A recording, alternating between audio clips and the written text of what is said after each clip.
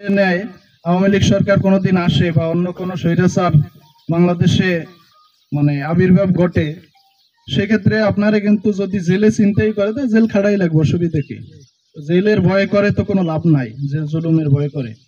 আপনার সেই সাহস মনোবল নিয়ে 5ই আগস্টের পর ইনশাল্লাহ আর বাংলাদেশে কোনো ওই স্বৈরাচার আবির্ভাব করতে পারবে না। যদি কেউ আসে তার আবার এভাবে এর চেয়েও করুণ পরিণতি হবে ইনশাল্লাহ। সেই ক্ষেত্রে আমি আপনাদের এই আশাবাদ ব্যক্ত করি যে আপনারা জড়তা কিসের, এখনো তো আর ইয়া নাই। এই প্রোগ্রামটা যদি বাজারে করতে পারতো তাহলে আরো ভালো লাগতো। তো অনেকে শুনছি যে একটু খোলামেলা বাতাসে বসবে এই কারণে হয়তোবা, কিন্তু এটা একটা লোকাল এরিয়াতে বসলে আরো মনে হয় ভালো হইতো আর কি, লোকজন দেখতো বা আরো আসতো। তো পরবর্তীতে ইনশাল্লাহ এই ধরনের প্রোগ্রাম আমরা ওপেনলি বা এরকম একটা ইয়াতে করার জন্য অনুরোধ করব যারা আয়োজক। তো বা আমাদের চরদা ইউনিয়নের কাজ সম্পর্কে আপনাদের কিছু জানাও থাকা দরকার। 3 নং চরদা ইউনিয়ন শাখায় একটা সময় কিছু ছিল না, যেটা আমাদের সামনে ভুলে গেছেন, যে কোনো রোকন ছিল না। আজকের 11 জন রোকন, আলহামদুলিল্লাহ।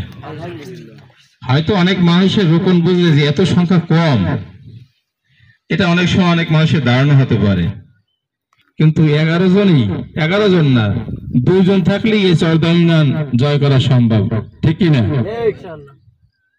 আমাদের অসংখ্য কর্মী আছে,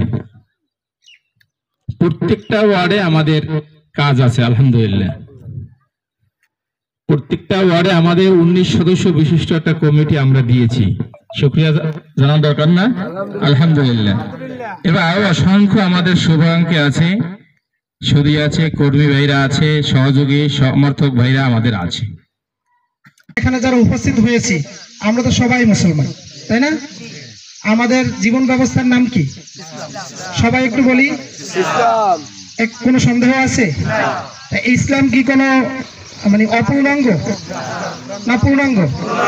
পূর্ণাঙ্গ জীবন ব্যবস্থার নাম কি? সেই পূর্ণাঙ্গ জীবন ব্যবস্থার আমি একজন কি অনুসারী, আমি একজন কি।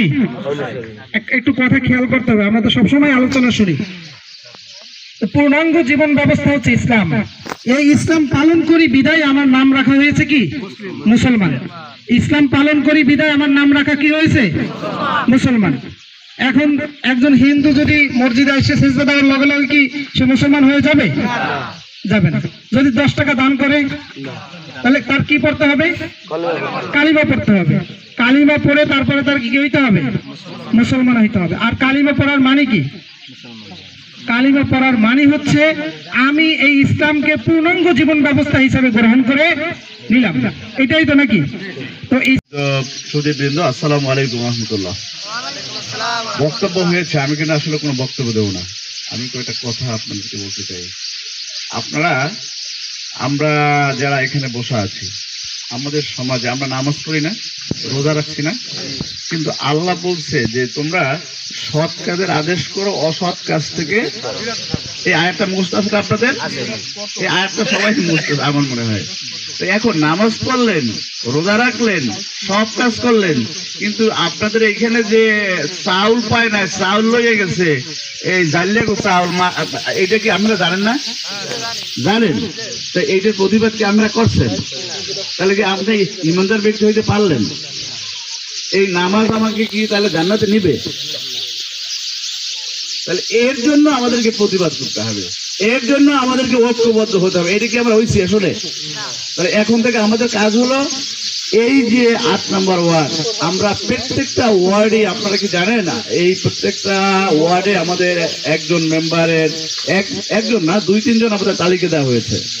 এই চরদনি ইউনিয়ন না, গোটা জেলায় নির্বাচন করার জন্য আমরা চেয়ারম্যান, মেম্বার, উপজেলা চেয়ারম্যান, জেলা পরিষদ চেয়ারম্যান তালিকা সংগ্রহ করেছি।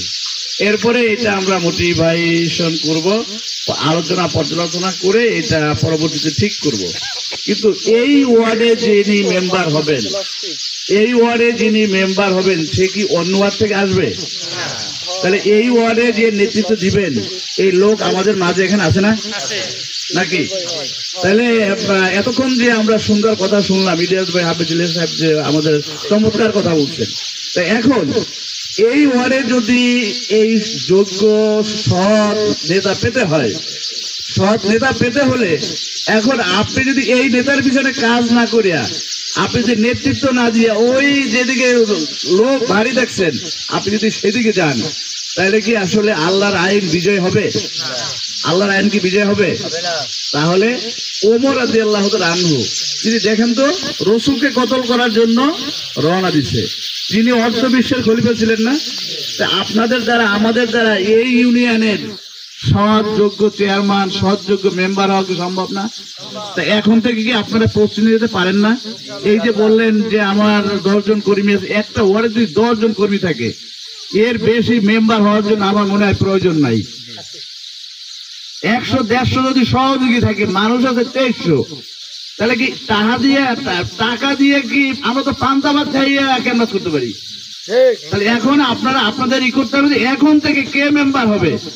আপনাদের নাম আমরা অল্পের মধ্যে হয়তো আপনাদের নাম এসে গেছে, আপনাদের দায়িত্বশীলরা আমাদের কাছে নাম দিছে এই ওয়ার্ডের।